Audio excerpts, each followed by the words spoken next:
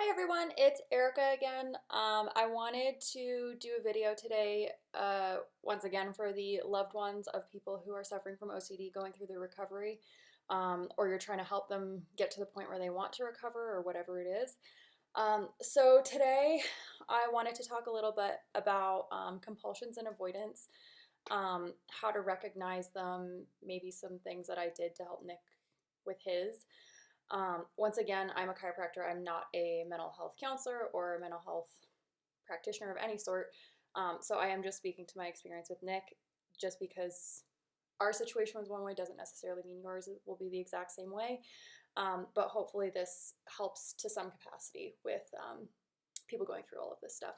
So first I wanted to talk about what compulsions and avoidance actually do, what they are. So the ultimate thing that compulsions and avoidance do is help decrease their person's anxiety.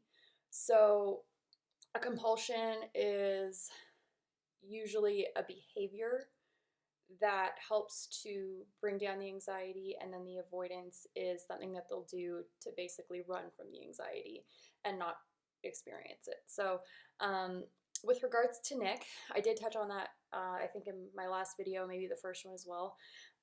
What they looked like for him, there was a decent list of them, and this is not necessarily an all-inclusive list either, but his biggest avoidance was video games.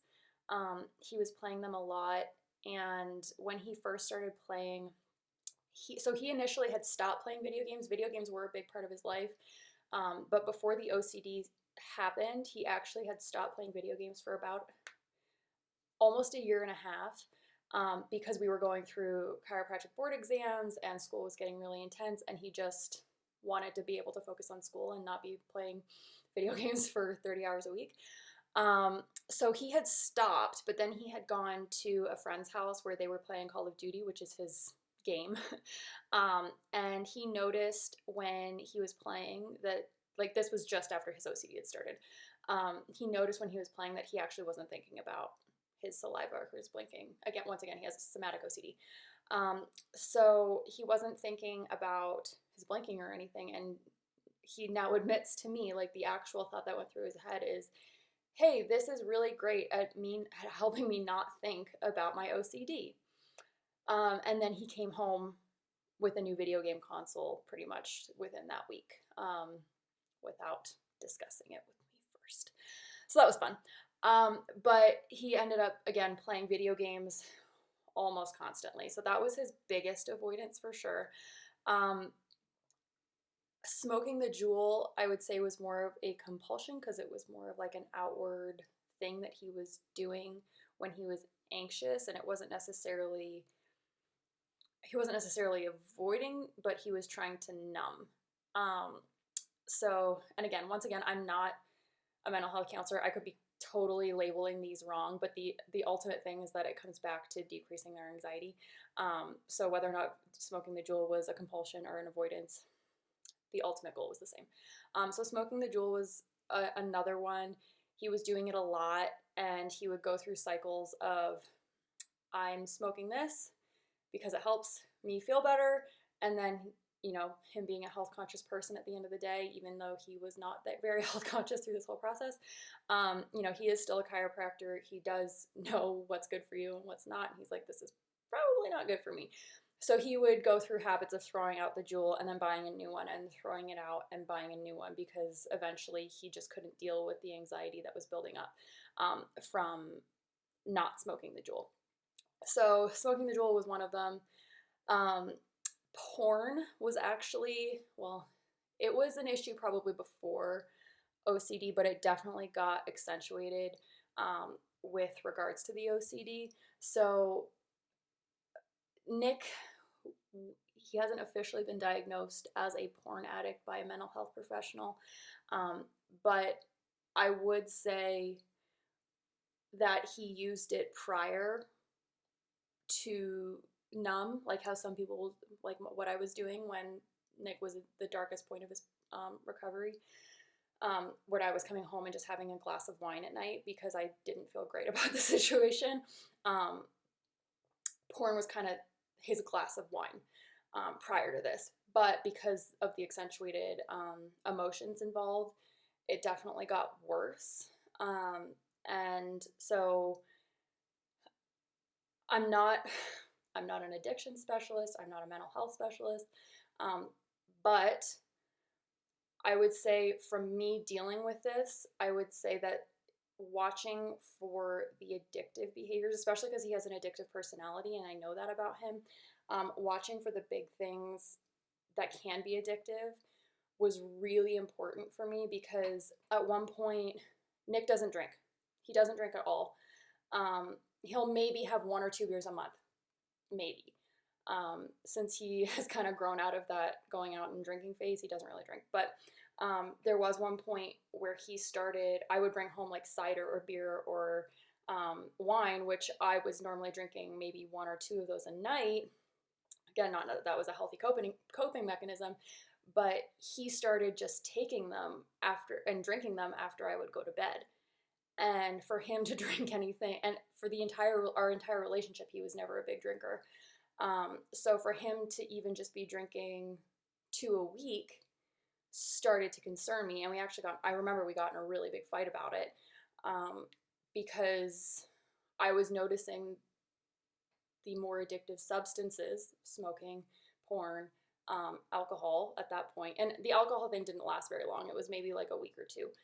And then I think he was kind of like, yeah, I think video games are maybe more effective at numbing. But anyways, he started going through those things. So I had to be very careful at watching his addictive behaviors because I didn't obviously want to have another issue on top of the OCD. I didn't want to have him develop a drinking problem. And that's not to say that he was guaranteed to do that, but I know him and I know his personality, and I'd be lying if I said that it didn't concern me. So drinking, I had to watch. Thankfully, it didn't last very long. Another avoidance of his was sleeping and subsequent not working, wanting to leave work early or so that he could go play video games, or not wanting to go into work and sleeping, bargaining with me. I didn't sleep well last night. I really just need to keep sleeping. Or I really need to not be at work right now. Like, this is so stressful on top of everything else that's going on. I need to go home. So not working wasn't a huge one, but I definitely would say that sleep was a really big one. Especially, so when we moved here, he got a kidney stone and he was out for a month, which made him maintaining his regular routines really hard. So he was just sleeping a lot or playing video games a lot. Like, those were the 2 main behaviors that he had for that entire month while he was being treated for the kidney stone. And then to go back to the addiction thing, because he had a kidney stone, they had given him pain pills.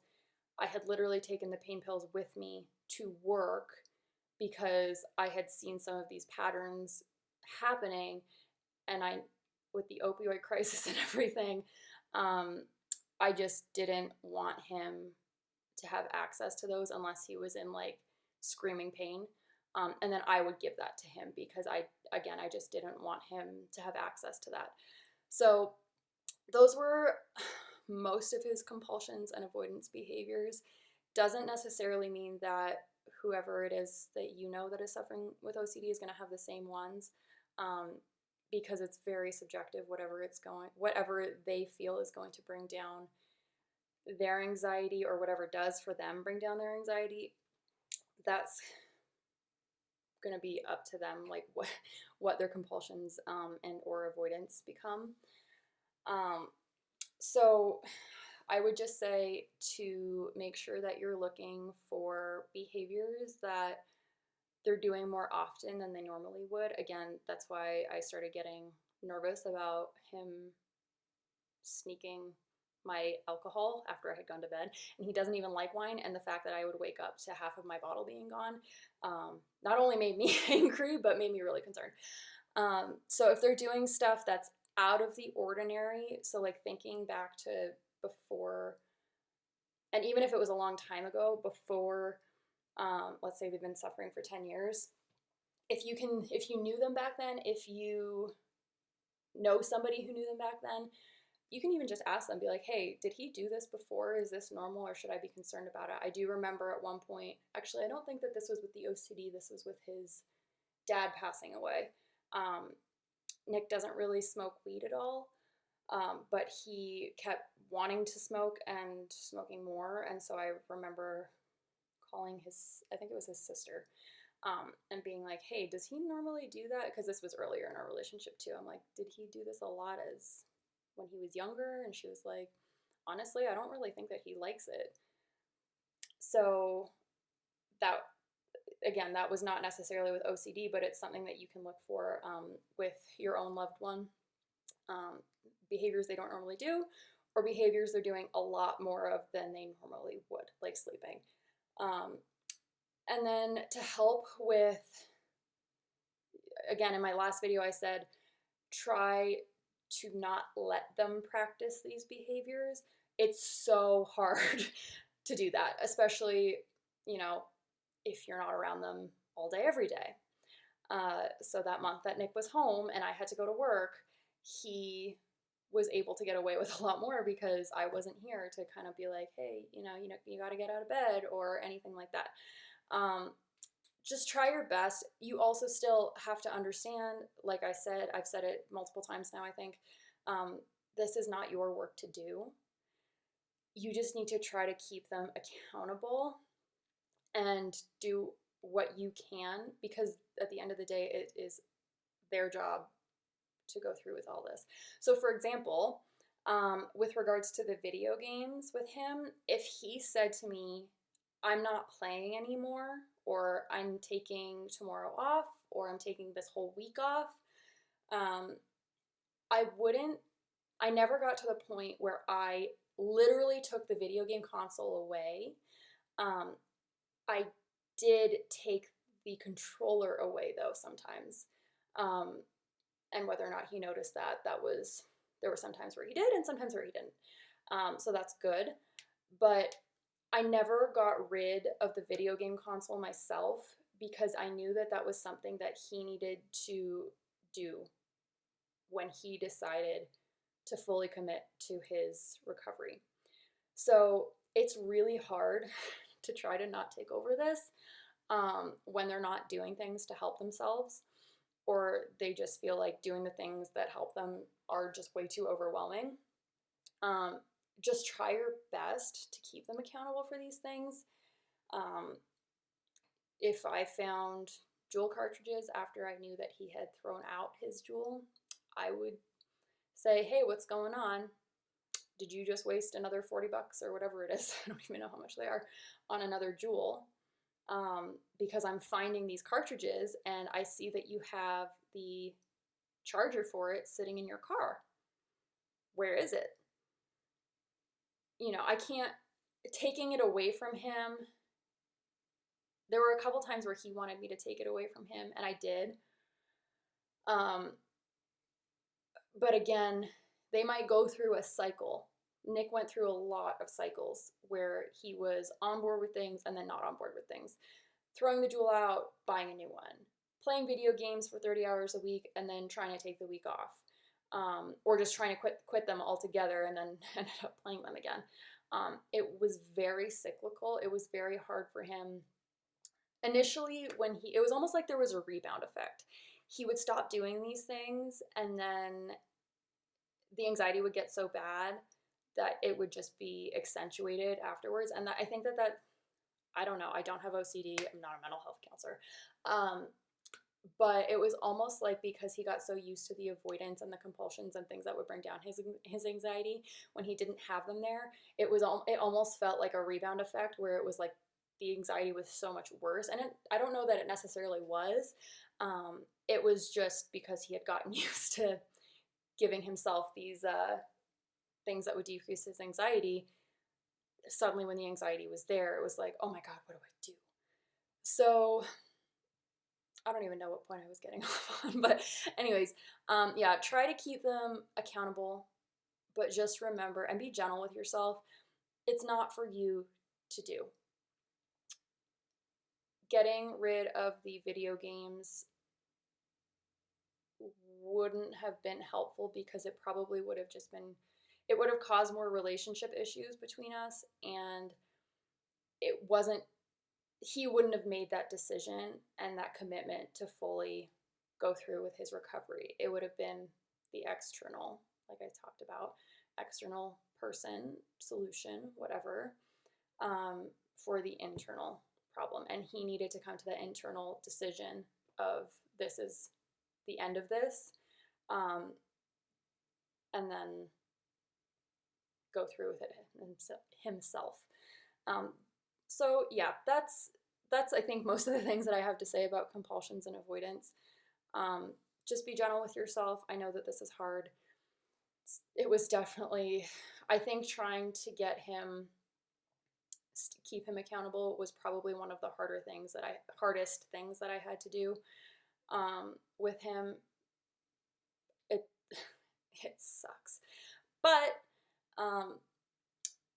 you know, as long as they eventually come to that conclusion, it is worth it. They might never come to that conclusion, and that's just the unfortunate truth of it. It's hard work. It's really hard work. And that's why the compulsions and the avoidance exist, because getting through that crippling anxiety is really hard. But yeah, if you guys have any questions about compulsions and avoidance, feel free to drop them in the comments below, and I will try to get back to you. Again, I'm not a specialist in this. I'm just speaking to my experience. But I do want to help you guys out if I can at all. So have a great day, guys. Bye.